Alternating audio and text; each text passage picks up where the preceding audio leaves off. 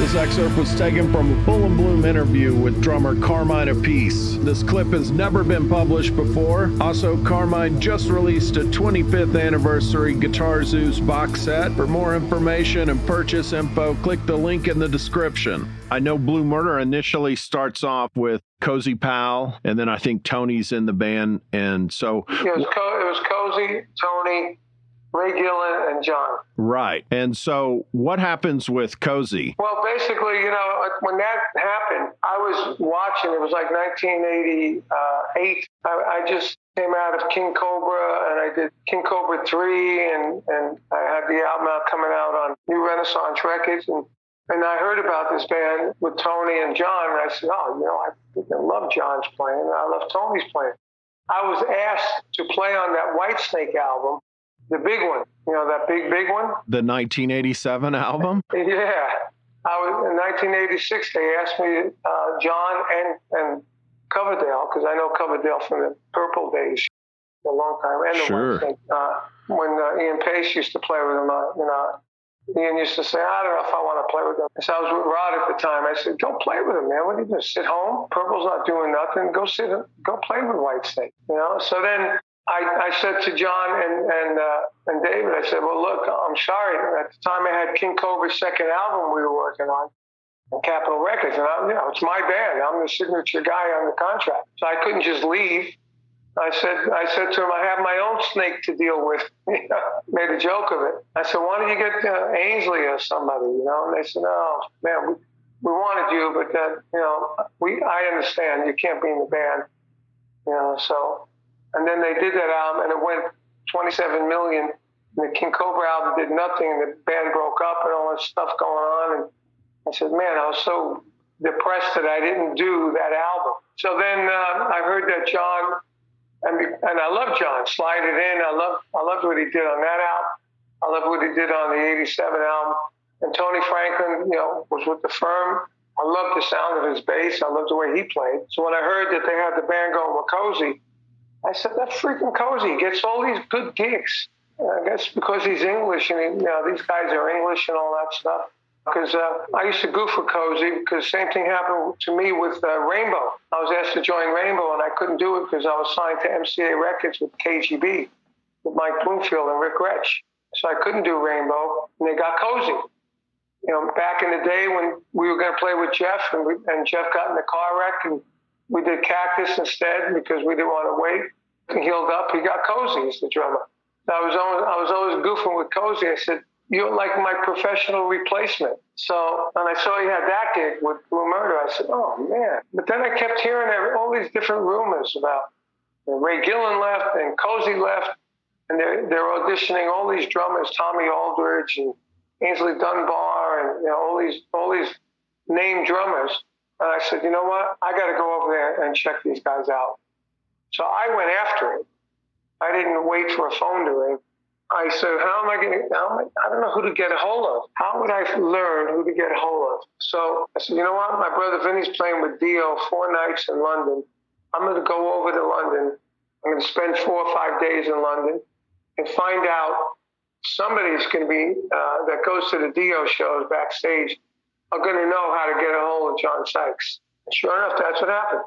I went to the Dio shows. I jammed with them. I would get on stage and play Rainbow and the Dogs. A lot of people knew I was in town. And it was Chris Welch, the writer for Melody Maker. I got a number from him called John's Stepdad, which they had a regular recording studio in their house. So I talked to them. I said, look, I'm here. I got a car. Where are you guys? They were in Blackpool, which was like a 2.5-hour drive from London. I said, well, I'd like to come up and check it out. They said, oh, man, John and Tony are excited that you want to come up. I said, great. So I drove up, and it's funny because I'll always remember this. I only had one cassette with me to listen to. In those days, the cars had cassette players. It was Aerosmith's Permanent Vacation. I listened to it all the way up and all the way back to London. But so when I got there real late at night. I got there probably, must have been 2 in the morning, and they had Tony staying at a hotel. It was an old English hotel. So Tony met me when I got there, And then Tony broke into the bar, because at the time Tony was a heavy-duty alcoholic and drug-addicted guy. You know, he's like, he'd do any kind of alcohol any time of the day and do a lot of it. So he came and go, let's have a drink, mate. You know, I wasn't really a drinker, but I thought it was a good occasion to have a drink. So he busted into the bar of the hotel, and we both had a drink.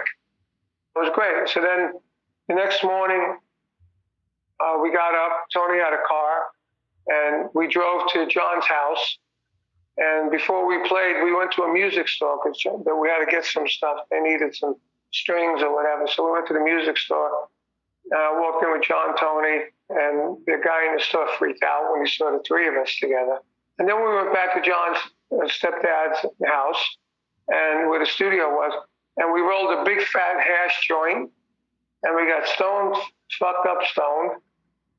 And they had a Cozy Powell drum set there, which was, big drums, which the Cozy based his drum sets after mine, because I was the first guy to have the big drums. And we played. They just played, we jammed, we played, we jammed, I don't know, for hours. And then after we were done playing, John came up to me with Tony and said, man, you got so many drum fills. He said, we play with Cozy and Aynsley and all these guys, but nobody has as many drum fills as you, and they're all different. I said, yeah, well, I don't just say I'm going to do drum fill number 1 or drum fill number 2. I just play whatever comes to my heart, my brain. Spontaneous playing, improvising, jamming. That's what I've done all my life. So John said, yeah, that's what I like to do. And Tony said, me too. So John said, well, you're in if you want it. I said, yeah, I'll take it. I said, I came all the way here to do this. So let's do it. One thing I wanted to just ask real quick. I mean, on that jam session, are you guys just jamming other songs through catalogs, history, or are you jamming new Blue Murder? I don't remember what we jammed. Sykes started playing. I mean, it could have been some of the songs that we ended up playing on the album, but I actually don't remember. But we were pretty stoned. We just played. We just played, and then stopped, and then start another riff, and played, and stopped, having a drink. And this is like 1988? Yeah. This Okay. is like at the end of 1988. I got you. November, December. No, actually, wait a minute. It might have been 87. I'm not exactly sure because the album came out in 89. Right. We went to Little Mountain in January of the following year that I auditioned, or I played with them. So that must have been 87. I think it was 87.